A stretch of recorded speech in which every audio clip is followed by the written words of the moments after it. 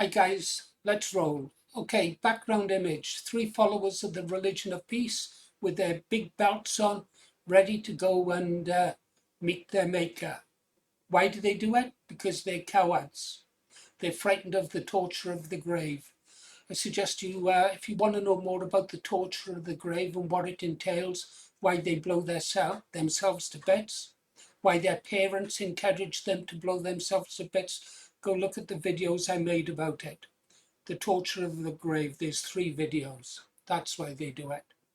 Anyhow, let's go see what the religion of peace are doing around the world today, shall we? Here we go. We're off on the what makes Islam so different. You can learn all about Islam over here. It's over on thereligionofpeace.com. I'll leave a link in the bottom. There's that poor woman, guardswoman, murdered by an Afghanistan, one of America's biggest mistakes ever. Then again, they were told to do it by their masters, so I guess it had to be done. Same way Iraq had to be done and Libya had to be done. Libya, of course, is when we pulled the cork out of the bottle, isn't it? Got a video out on there as well about Gaddafi. You should watch it. It explains why Europe is now flooded with immigrants. Because we pulled the cork out of the bottle. Anyhow, moving on, anything else? List of attacks in the last 30 days. Islamic terrorist attacks, 48,563 since 9/11. Shaheed suicide bomber. Afghan refugee shouts Allah Akbar as he ambushes 2 National Guardsmen and deliberately shoots one in the head. 3 people taken out by suicide bomber. Radicalized teen stabs passers-by as he quotes from the Quran. Elderly man beaten to death by the Taliban. How do Nigerian victims feel about the climate change theory of Muslim violence? And demographic jihad in the West. Well, there's lots going on, guys. Very, very, very busy religion is the religion of peace. Anyhow, we have to move on. I want to try something else. Just hitting the pause button while I change the screens.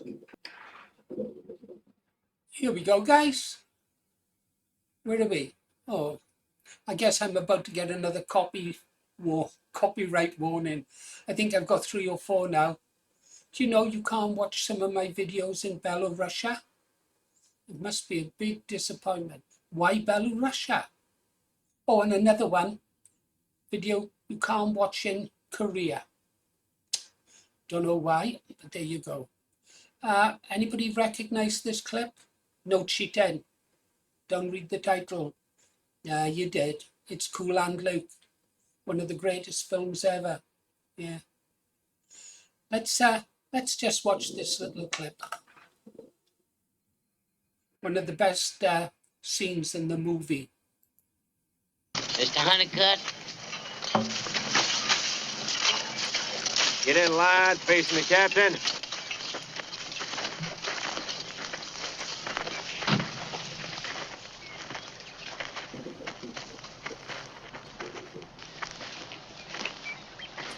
Love George Kennedy.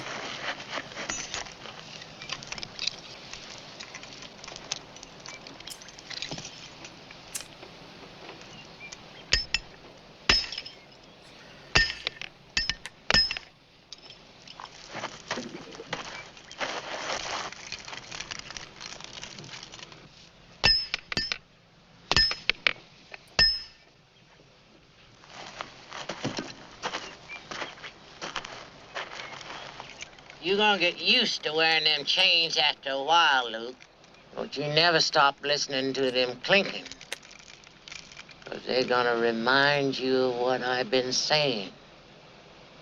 For your own good. Wish you'd stop being so good to me, Captain. Don't you ever talk that way to me. Never! Never!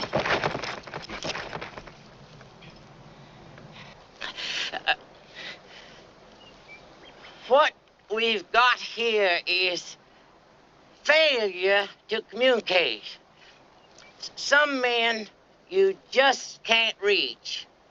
So you get what we had here last week, which is the way he wants it. Well, he gets it.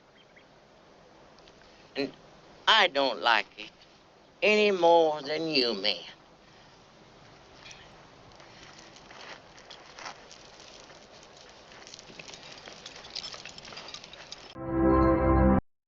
And we're back. Great clip, great acting.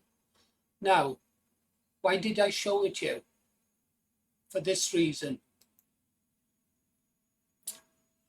Tuesday, 20th of March 2007, I wrote this article. I was concerned about Islam then. Well, everyone was. Well, those of us in the BNP were, that's for sure. So I wrote this article. I'm going to read it out. I tell you why I'm going to do that, guys. I need to get practice at speaking on these videos. I'm well aware that I'm a better writer than I am video maker.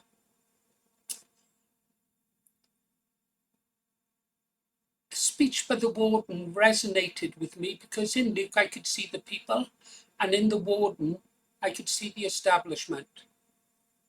Get comfortable then, guys. Have a swig of coffee first, Paul.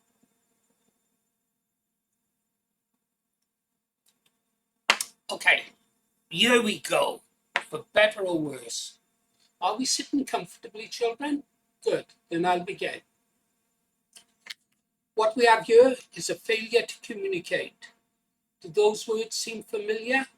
They will if you saw that excellent film, Cool and Luke, by the equally excellent Paul Newman.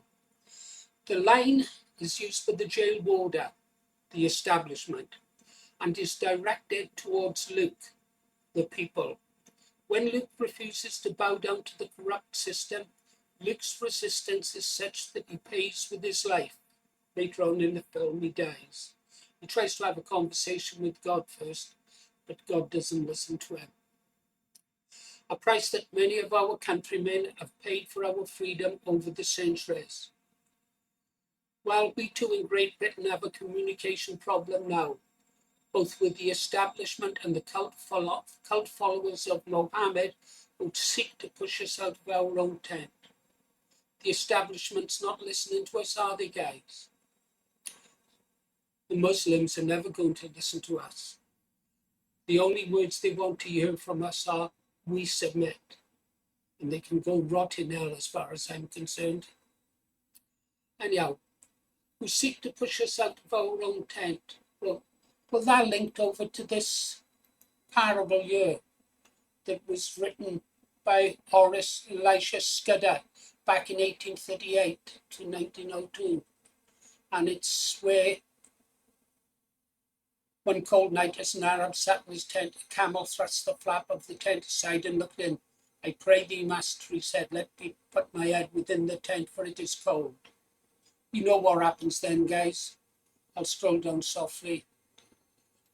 Eventually, the camel pushes the Arab entirely out of the tent. And the lesson is, it is a wise rule to resist the beginnings of evil. We didn't do that, did we, guys? We didn't resist it. Instead, we encouraged it, or rather, our masters encouraged it, and deliberately flooded our country with people who seek to replace us. Well, so now you know about the camel in the tent. Anyhow, the establishment will not listen because they are the architects of our problem. They willfully created this mess to further their own warped, sick, Marxist sense of right and what they see as the way forward for the world. They know everything and they know nothing. The Muslims are the tools of the establishment, but they are carnivorous. The establishment thinks it may control them and buy their votes. The establishment is wrong. Even back then, I knew what would happen. The Muslims would use the Labour Party would use the Muslims to win political power in different constituencies.